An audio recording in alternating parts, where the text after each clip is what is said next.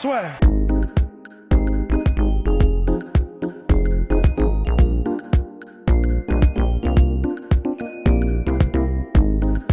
Bonjour à toutes et à tous, bienvenue au podcast La Sueur. Bonjour Rust. Bonjour Guillaume. On espère, n'hésitez pas à vous abonner, mettre les pouces bleus, ça nous aide énormément, ça nous permet de prendre du nouveau matos, de couvrir des événements et de surtout essayer de faire des contenus intéressants. Oui. Là, on a sorti une interview de Tony Ferguson, n'hésitez pas à la voir. Parce que c'est vrai que on se casse le cul à faire les traductions. Donc je savais qu'à un moment donné, les gens regardent les trucs. Non, il y a quelques fautes d'ailleurs, 1000 excuses. C'est ensuite le correcteur qui est resté en anglais un certain nombre de fois par danse, qui est resté en dance et pas danse. Ça, je trouve ça impardonnable. Je suis vraiment désolé, surtout aux Québécois, les Canadiens qui nous regardent. Vraiment, 1000 excuses pour l'anglicisme. Bien. Maintenant, on va parler des actus du moment. Ouais. Donc Weili Zhang, superbe pour l'UFC. Donc c'était Weili Zhang contre Jessica Andrade. L'UFC avait banqué gros sur ce combat-là parce que c'était donc à Shenzhen, en Chine. L'objectif, c'était on va pénétrer le marché chinois, l'énorme marché chinois pour l'UFC. L'année dernière, ils avaient fait à Pékin Francis Ngannou, Curtis Blades. Oui. Nous, on avait vraiment bien aimé, mais c'est vrai que pour la Chine, il faut des Chinois forcément. Parce qu'on se souvient toujours, surtout en NBA, d'ailleurs les podcasts NBA La Sueur reviennent, il y a un mec qui s'appelait Yao Ming, qui n'était pas spécialement fort, mais qui reste une icône. Pourquoi ? Parce qu'il a réussi à s'imposer en NBA aux Houston Rockets, et aujourd'hui, ça reste une superstar. Donc voilà. Il faut vraiment une superstar chinoise pour réussir à conquérir le marché. Donc là, l'UFC avait un peu précipité Weili Zhang parce que certes, elle avait un beau bilan, mais tu avais quand même des Tatiana Suarez, tu avais d'autres personnes qui pouvaient mériter title shot. Bref, UFC Shenzhen, Jessica Andrade contre Weili Zhang, et Weili Zhang s'est imposé en 42 secondes, mon cher Rust. Tout a commencé par un crochet en contre qui a véritablement sonné Andrade, mais Rust va en parler mieux que moi. La brésilienne a fait n'importe quoi. Ouais. En fait, le truc, c'est que Andrade, on sait ce qu'elle apporte. Hein. Elle arrive avec des énormes crochets, des gros battoirs, et comme elle est très puissante et qu'elle est ramassée, si tu ne sais pas contrer ça. On a vu qu'Andrade arrivait parfaitement à la gérer jusqu'à ce qu'elle se prenne slam des enfers. Le slam des enfers, le slam dunk. Donc en fait, elle est prenable. On savait déjà qu'elle était prenable, Andrade. C'est juste qu'elle est énormément durable. Donc, c'est ça. Quand vous affrontez une brique. C'est ça, une brique avec des pattes, quoi. Là, elle a fait ce qu'elle fait de moins bien, mais ce qu'elle fait toujours. C'est-à-dire qu'elle est arrivée, elle a avancé.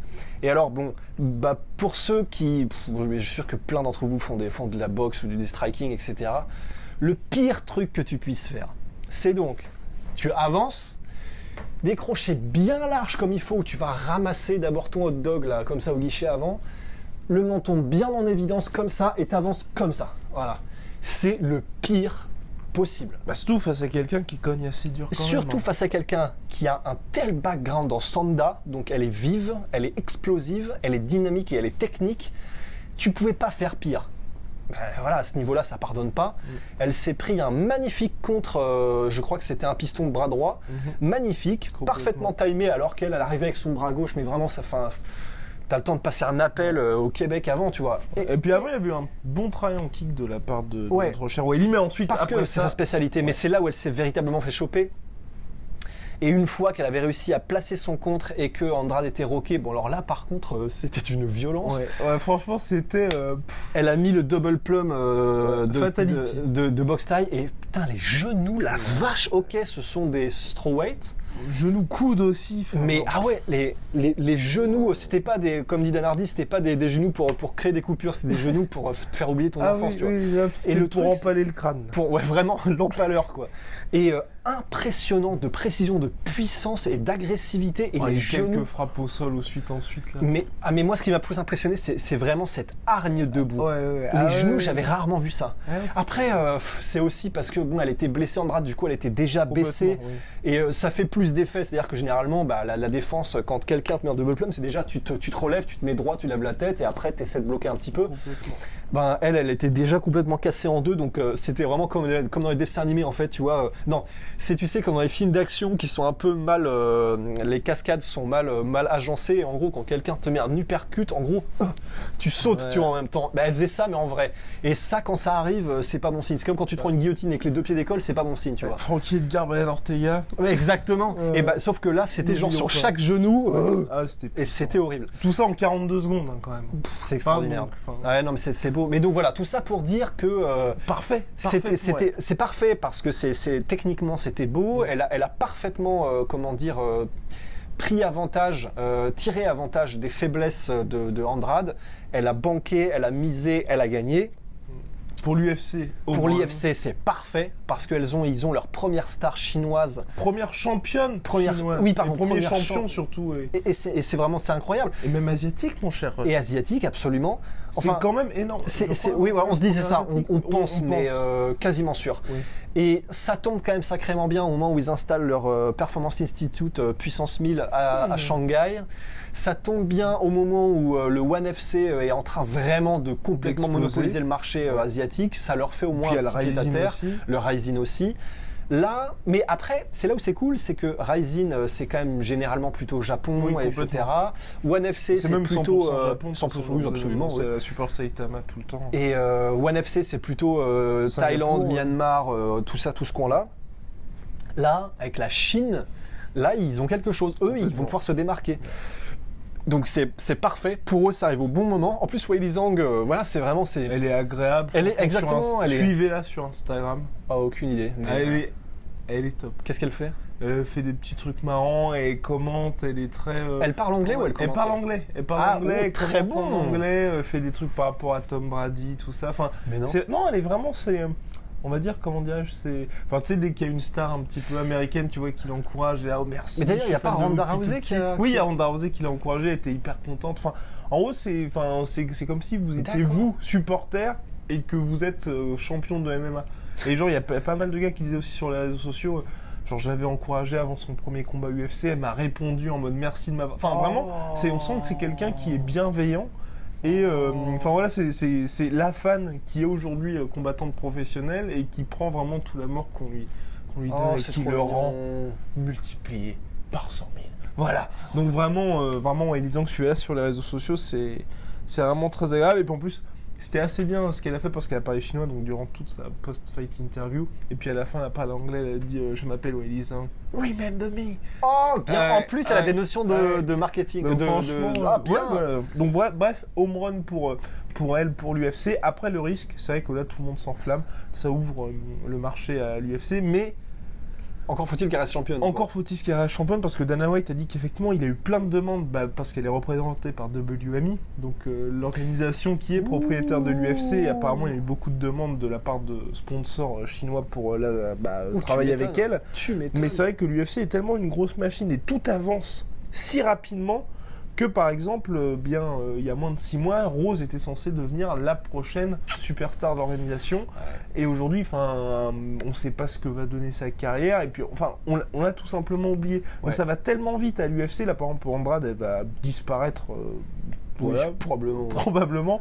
Donc, ça va tellement vite que... Il suffit qu'elle perde son prochain combat, surtout dans une division qui n'est pas spécialement, on va dire, aujourd'hui mise en avant, et parce qu'elle a des clientes comme Tatiana Suarez, que voilà, je pense qu'il va falloir attendre 3-4 combats pour se dire ok, ça y est, elle est installée. Mais l'avantage, c'est qu'elle a tout ce qu'il faut pour. 20 victoires consécutives. 20 victoires, elle a perdu son premier combat. Ouais, et depuis, et 14 KO. Ah non, mais c'est du délire. C'est vraiment monstrueux. Ouais. Pour une strawweight féminine, d'avoir autant de finish et autant de victoires d'affilée, c'est extrêmement rare. D'autant plus qu'elle est à l'UFC depuis déjà 3 combats, je crois. Et que nous l'avions vu, c'était à l'UFC. Absolument, et elle nous a fait bonne impression. Oui. Et l'avantage, c'est que. Déjà, il y a certaines disciplines qui préparent parfaitement au MMA. Le Sanda, c'est le cas. C'est contre Teixeira Torres, non. Je dis peut-être. Oui, c'est ça. Si, Teixeira Torres. Ouais. Et l'avantage, c'est que le Sanda, comme il y a des projections et qu'il y a des kicks et des points, ça prépare parfaitement. C'est génial. Kung Le venait du Sanda. Et elle a montré qu'elle était vraiment complète. Elle fait mal. Elle peut combattre à toutes les distances. Elle est dynamique. Elle est technique et intelligente dans sa stratégie. Honte à moi, je vous avoue que je ne sais même pas où elle s'entraîne. Là vraiment c'est une connerie. Je n'ai pas fait mes devoirs avant. Mais vu tout ce que tu me dis, ça veut dire qu'elle doit s'entraîner aux States. Mais si elle parle anglais, qu'elle est... Et je ne crois pas C'est étonnant. Pas. Non, mais parle anglais, c'est compliqué. Hein. Ok, elle sait qu'il faut qu'elle parle anglais, donc elle parle anglais, d'accord. C'est ça, non mais je crois qu'elle s'entraîne toujours en Chine. Mais enfin bref, en tout cas, bravo Weili Zhang, bravo l'UFC. Oui, parce qu'elle a fait plein de combats au Kunlun, donc peut-être que... Ils ont misé, ils ont gagné. Chapeau bas. Maintenant, on va parler un petit peu boxe, parce que de temps en temps, on parle boxe sur la sueur. C'est mieux quand Polydome Souela. C'est mieux quand Polydome Souela, parce que c'est vrai que Rust, bon... Ouais, c'est pas ma spécialité. Je vois pas tout ce que Polydome Souela voit. Exactement. Donc, mais mon cher Rust, il y avait notre ami Vassil Lomachenko qui revenait contre Luke Campbell pour la ceinture WBC qui était laissée vacante en lightweight. Donc voilà la boxe magnifique. On a des ceintures qui sont vacantes WBC, donc voilà titre de champion du monde. À l'O2 Arena, donc on pensait qu'il allait rouler sur Luke Campbell, et Luke Campbell qui, au-delà de montrer qu'il avait une très bonne lutte, a aussi montré qu'il était durable et qui s'est même très bien débrouillé, donc notamment dans le 8e round avec des belles frappes au corps. Mais après, bon bah voilà, Lomachenko a réussi à accélérer pour sécuriser la victoire avec un beau knockdown. Magnifique. Ouais. Bah voilà, enfin après. Je sais pas jusqu'à quel point peut monter Lomachenko en poids, mais voilà, là il a montré qu'il pouvait vraiment se débrouiller contre des mecs de ce gabarit-là, et même si il a les 3 ceintures là maintenant. Ah, c'est beau, hein. Oui, ils ont fait un petit shout-out à la fin avec, il y avait Hopkins, Terence Crawford et j'ai oublié le dernier qui étaient les unificateurs. Usyk aussi.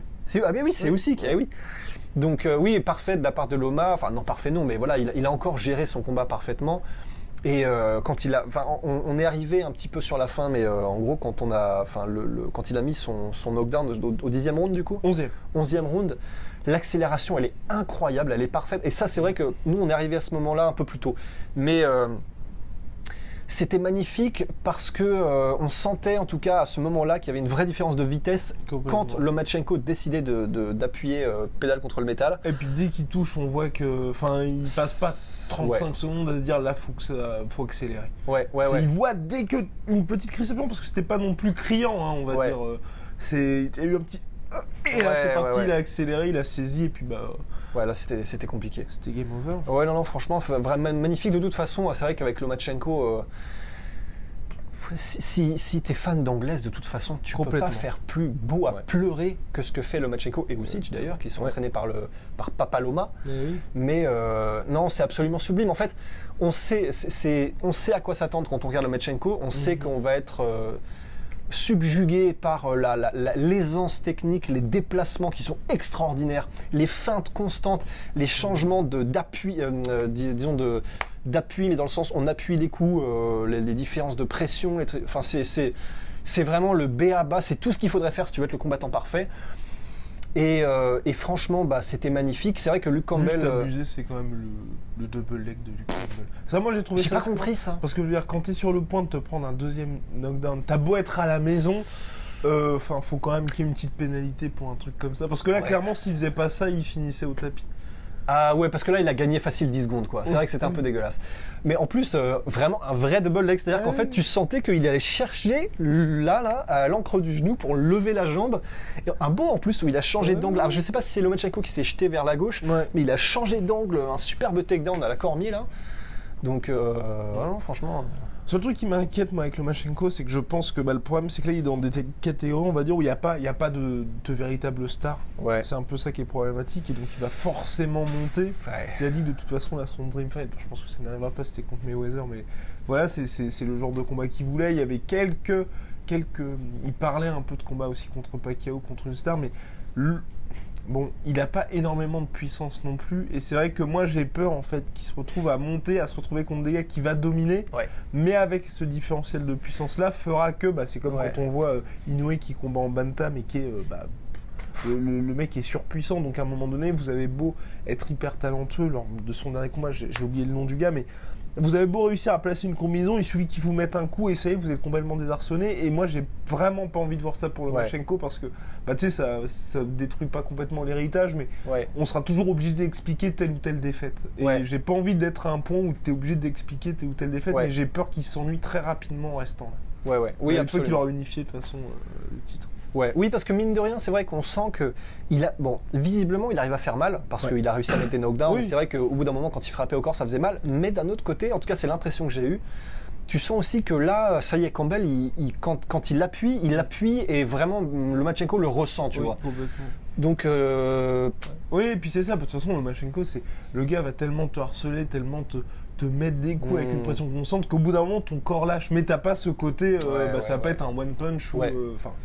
Toute proportion gardée à la Deontay Wilder où les mecs se retrouvent être mis en PLS comme ça. Voilà. Bon, mon cher Rust, on va pouvoir passer aux questions. Ouais. Alors, place aux questions. Oula. Que vous pouvez nous poser donc sur Instagram @lasseur en DM ou par mail contact@lasseur.com. Voilà. Et bien alors. Voilà la question.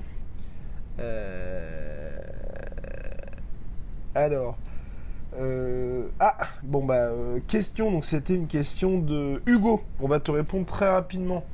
Hugo qui veut donc écrire de temps en temps pour la sueur. Nous allons te répondre très rapidement, Hugo. Voilà. Donc merci Hugo, on va passer au mail suivant. Salut la team, c'est Maxime. Salut Maxime. Je voulais vous demander, je n'ai jamais su pourquoi Fedor Emelianenko n'a jamais combattu à l'UFC.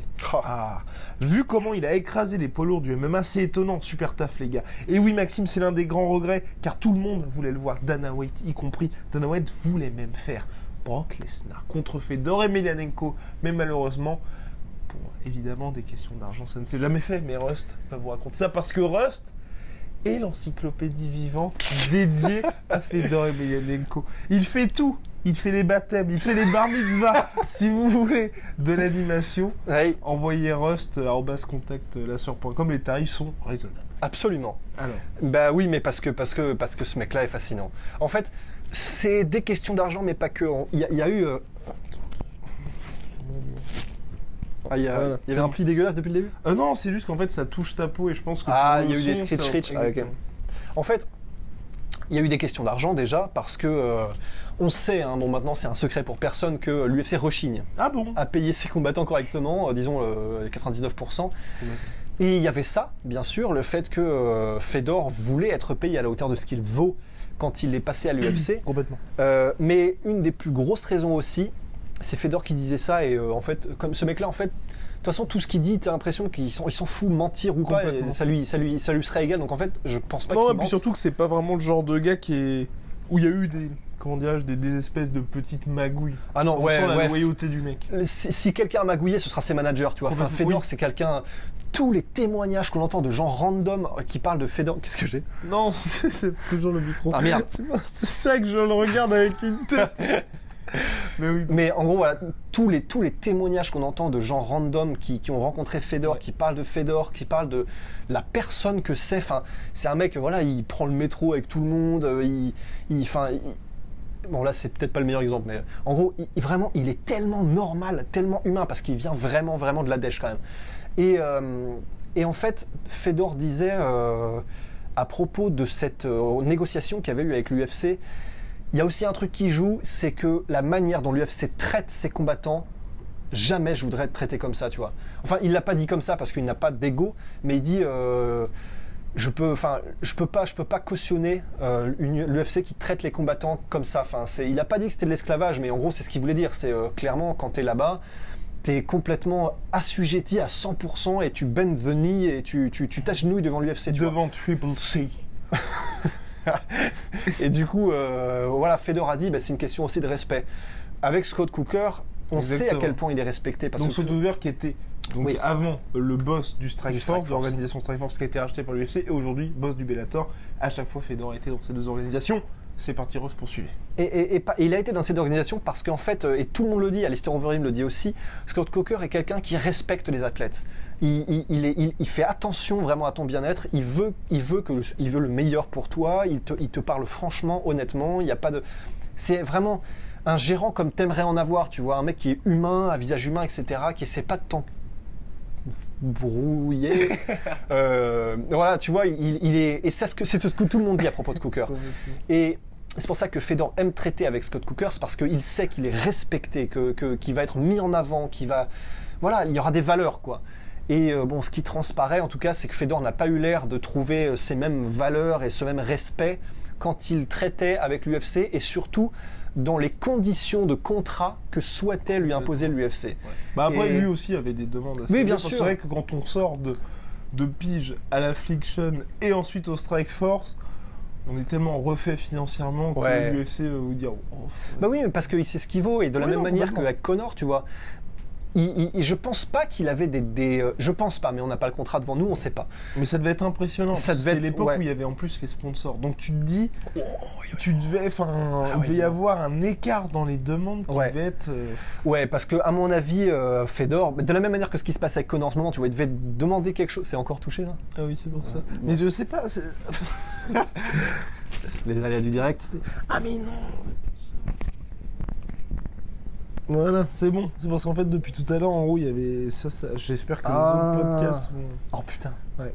Oh non, ça me ferait tellement mal. Bref. Oh putain. Oh non. Bon, espérons. Et bah voilà. Bon, tout, en fait. Bon bah nickel. Et bah on va prendre une autre question. Ouais. Alors,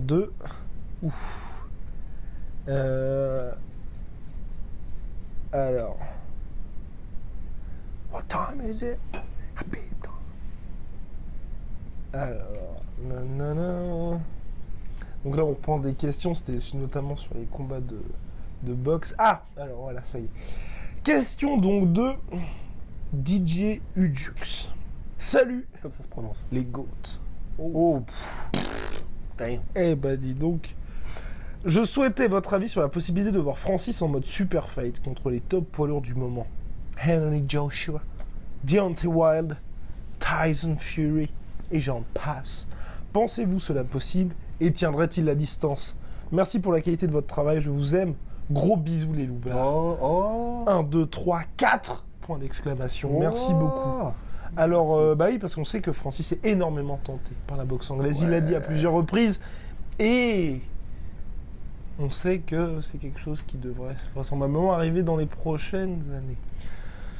Mais après, voilà, entre vouloir être en boxe anglaise et puis effectivement être face aux meilleurs, c'est la question. Surtout qu'en plus, ça dure très longtemps, un combat, et je vois pas Francis tenir 12 rounds face à un mec comme Tyson Fury, face à un mec comme Deontay Wilder. Parce que c'est beaucoup plus de mouvements, beaucoup plus d'activité, et avec la morphologie de Francis, c'est compliqué. Je pense aussi, je pense qu'il arrivera moins à toucher les mecs. Mais personnellement, moi, j'aimerais voir ces combats. Mais c'est quand même compliqué, parce que... après, contre des mecs biberonnés à ça, biberonnés ou c'est leur métier. C'est ça, parce que par exemple, Deontay Wilder, il a pris ça sur le tard, mais sauf que ils font ça full time, ils sont ultra dédiés, ils ne font que ça depuis qu'ils s'y sont mis. Donc forcément, c'est pas la même maîtrise technique. Complètement. Et même si Francis est une terreur absolue en MMA, ça reste le MMA. Et face à des boxeurs pros, je pense qu'il ne faut pas se voiler la face. En tout cas, c'est mon avis. Je le vois mal. Après, il peut être boxeur pro, mais face à des mecs comme Joshua, Wilder ou Fury, ce serait le pire pour moi, Fury. Ouais.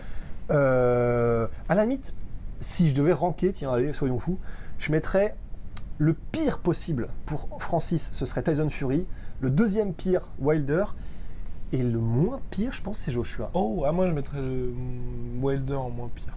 Ah ouais? Ouais. Parce que Wilder, il est vif, il est dur au mal, en fait, c'est surtout qu'il est très vif. Il est ultra vif et il fait encore plus mal que Francis en étant beaucoup plus vif, tu vois. C'est chaud. C'est chaud. Même, je vois mal Francis réussir à choper un mec comme Wilder, tu vois. Ouais, mais même tous. Enfin, ça, en fait, c'est tellement. Mais justement, Joshua, différent, moi, je me dis, Joshua, pourquoi pas? Ouais, vraiment, je pense. Parce que c'est pas la même. C'est pas la même. J'ai l'impression. Enfin, je revois niveau physique, dans le sens tu ne vois pas être aussi mobile et. Ouais, c'est ça. Faire déjouer entre guillemets. Joshua, la défense de Joshua, même si c'est vraiment ultra slick, tu vois, il a des bonnes esquives et tout. Il est aussi très carapaçonné et du coup, je me dis avec une puissance comme Francis au corps et tout, pourquoi pas. Après, évidemment.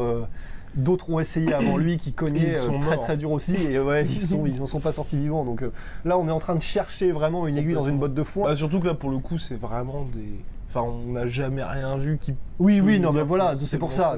Là, on est vraiment en pure spéculation. Pour moi, en tout cas, ouais. Ouais. Et en gros, pour moi, en tout cas, évidemment, Francis, je pense qu'il pourrait pas réussir à avoir le niveau pour battre des mecs comme ça. Je pense, en tout cas, en boxe anglaise. Mais si je devais ranker, voilà, ce serait Joshua le plus prenable. Et ben voilà. Donc c'était le podcast La Sueur assez express, mais cette semaine on se rattrape parce qu'il y aura une vidéo lundi. Preview, donc comment Dustin peut battre Khabib. Lundi, mardi, ce que doit faire Khabib pour ne pas perdre contre Dustin. Mercredi, preview et pronostic de la carte, donc sur les 3 combats principaux. Parce qu'on sait que nos pronostics sont énormément appréciés. Et jeudi, vendredi, samedi, on va essayer de faire au moins une vidéo par jour parce qu'on sera sur place à Abu Dhabi. N'hésitez pas à balancer pouce bleu, à vous abonner, ça fait toujours énormément plaisir. Et là, on doit partir parce que Rust donne des cours particuliers en boxe. Désormais, là aussi, contactez en base La Sueur. Les tarifs sont assez avantageux, surtout si vous êtes abonné. Allez, à la prochaine.